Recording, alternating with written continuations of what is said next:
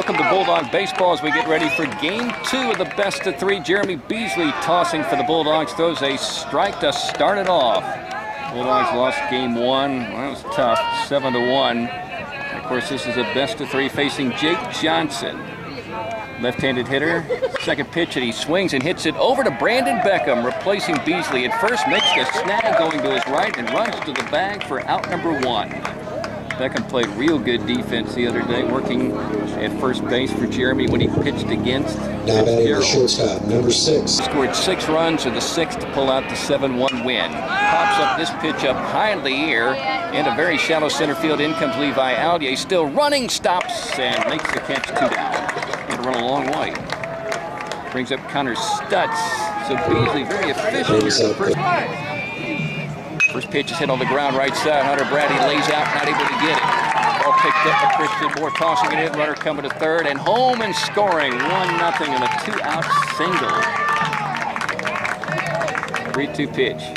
Bouncing ball right side of the infield. Hunter Brady goes to his right and feels it. Now throws it over to Beckham for out number 3. 2-out action on 2 walks and a 2-out hit by McLean Bradley. He's been the offensive star today for Westminster. Has put the Wildcats up 1-0 after the top of the first inning. As we take a break on Y101. He was good, throws a fastball pretty hard. Cody Dowd had 2 hits in Game 1, and he singles left side, so he goes backside for his 3rd hit of the series. Did not catch Game 1. This pitch is lined up the middle, base hit. James Ethredge with his first hit of the series. Pitched an outstanding game in Game 1. He proved to everybody that if you pitch well against a really good team, you could stay with them. The Bulldogs had chances to take a 2-1 or a 3-1 lead throughout, even though they had only 5 hits. That brings up the catch. Here's a stretch. Here's a pitch to Braddock. Swings and hits it hard into the glove of Forte. He's going to throw to first and not get the double play. The ball gets away. Heading down to third base is Cody Dowd. He's rounding. He's coming to the dish. Now stopping. There's a throw that way. Gobbled up by Nick East. He throws to second. Safe there. Dowd is in a rundown. Maybe. He gets back to third. There's a tag. He's safe. He just got back. That was wild. Forte made a heck of a play on a hard hit ball by Braddock. Beasley with 7 hits and 14 at-bats in the state playoffs. 3-0 pitch, taking a fastball. It missed. Ball 4. The bases are loaded for Bailey Salter. 0-1 pitch, swings and hits it hard up the middle. Base hit for Bailey Salter. That scores Cody Dowd, and perhaps another one. Here comes a throw. It is cut off. Bulldogs on top. 2-1. Ethredge also touching home. Salter does what he's done so many times this season. Drive in run or runs with 2 down. Cornell comes set. Now delivers his first pitch, and Logan swings and hits it up high into the air to left field. Murphy on the run into the shadow, makes the catch, crossing right over in front of his center fielder, Jake Johnson, for out number 3. But the Bulldogs stroke 3 hits and get a walk, and also line out hard to third. That was Hunter Braddock who did that, but it was Bailey Salter who singled in 2 to put the Bulldogs up 2-1 after 1 as we take a break on your home of the Bulldogs, Y101. Now 28 2/3, including today, compared to 59 2/3 last year. 1-2 pitch on the way. Curveball's lifted right side. Brandon Beckham jumps up in the air in foul territory and catches it for out number 1. Top of the 2nd, 1 down, runner at first. 2-strike pitch called, strike 3. Jeremy with his first strikeout, 33rd of the season. In his start against Fitzgerald, he's already walked 3. There's a liner hit hard into left field. James Ethredge dives, and he caught it. What a catch by James Ethredge, simply laying out like a wide receiver in the gap in left field to rob Nelson Douglas of a base hit. He got robbed in Game 1 by the right fielder, and he robs the shortstop. Maybe an RBI in this game to tie it up. Bulldogs leading 2-1 as we go to the bottom of the 2nd inning on Y101. It was amazing. 1-2 is hit by Beasley and hard and into center field. Almost got him. Does the same thing with this pitch and sends it into the right center field gap, and that's going to send the Bulldogs chasing, and 1 run's going to score and possibly 2. The ball picked up by Christian Moore, tossed in, 1 to the plate and 2 to the plate, and he's down to third, sliding with a triple. That's too bad you can't pitch around that guy. You can't leave him up, and that time simply a half swing, and he pokes it all the way to the 325 mark again on the bounce. Westminster on top for the second time of the ball game, 3-2. 2 balls and 1 strike as Beasley winds. Here's his pitch. It's hit on the ground. Salter, he looks the runner back and throws to first for the first out of the top of the third. 2-1 pitch is lined to the left center field. Sinks in for another base hit and another run scored for the Wildcats. Lead 5-2. Jeremy in the sunshine. Looks back at second, which is in the shadow, and he delivers the pitch, and it's hit hard to James Ethredge. He goes back. He's under it. He makes a catch. 2 down. Here's the pitch, chopped over to Jeremy Beasley. Goes off the bag at first to grab it, run back to the bag, and finally get out number 3. He was pitching when this inning started and now playing first base as it comes to an end. But Westminster scoring 7 times to take an 8-2 lead as we break on Y101. They've all been in the same group as pitchers and fielders. 2-0 pitch, hits it hard into center field. Johnson comes in, lets it hop by him. Rolling to the fence, and Bailey running. He can move. He's to second. He's coming to third. Here comes the throw to the cutoff man, and Bailey is standing at third with a triple. So Salter 2 for 2 in the ball game. 0-2 is hit hard into left field. That's a base hit and an RBI for Logan Martin. Bailey Salter scores 9-3. I guess it was that same game. It was in Savannah. There's a hard hit ball right side of the infield. Beasley snags it, throws to Braddock, puts his foot on the bag, running full speed, and gets the out. That's the second fine play that Beasley has made. Moving to his right. 1-2 pitch hit into Braddock's glove. He'll throw it to second. A looper caught by the shortstop Dowd applies a very soft tag for a Bulldog double play. That was exciting as a double play they turned in game 1 in a rundown. But a double play nevertheless. That ends the top of the 5th. Westminster leading the Bulldogs 9-3 as we take a break on Bulldog Baseball on Y101. And as a young man just out of college, out of Georgia Southwestern, where he was a 300 hitter, he took over as the head coach of the Indians. There's a called strike 3, a punch out for Hunter Braddock. 1 down as the Bulldogs will whip the ball around the infield. Game 1, he went 1 for 3, a double in the 6th inning.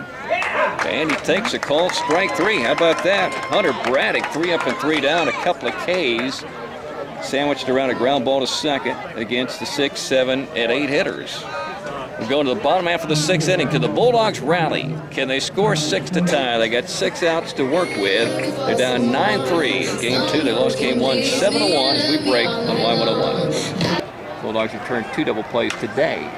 Pitch just popped up in the air. Bailey Salter in foul territory makes the catch for out number 3. But Westminster scoring 2 to build up an 11-3 lead as we go to the bottom half of the 7th inning and perhaps the final inning of Bulldog baseball this season. Dogs lost the first game 7-1. We'll break on Y101. Righty-righty matchup. 1-0 pitch, swing a liner into the glove of the first baseman. Counters Scott's drop number 3, and that is the series. Bulldogs lose game 2, 11-3 after losing game 1, 7-1, and their season comes to an end in the Elite 8 round of the AA state playoffs. But congratulations to them. It was a fun, it was an exciting, and it was a really good season. And they played a really good game 1. But Westminster built up the momentum in the 6th inning of game 1, and it carried over to game number 2. We'll take a break and wrap up the game of the season on Y101.